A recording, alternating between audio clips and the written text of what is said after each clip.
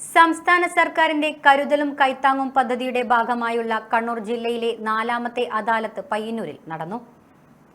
Payyanur mini civil station വളപ്പിലായിരുന്നു അദാലത്ത്. മന്ത്രി രാമചന്ദ്രൻ കടന്നപ്പള്ളി രാവിലെ അദാലത്തിന്റെ ഉദ്ഘാടനം നിർവഹിച്ചു. എംഎൽഎമാരായ T A. Madhusoodanan, M. Vijin MLA എന്നിവർ മന്ത്രിക്കൊപ്പം അദാലത്തിൽ പങ്കെടുത്തു.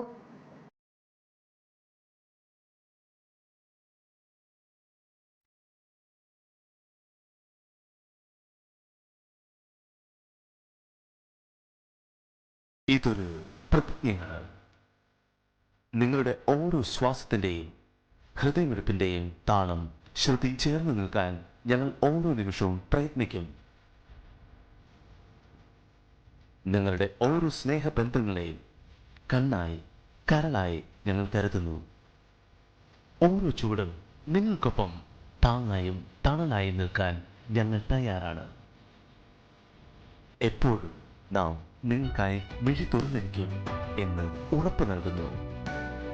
ഇതൊരു പ്രതിജ്ഞയാണ്, ഞങ്ങളുടെ ഹൃദയത്തിൽ നിന്നും.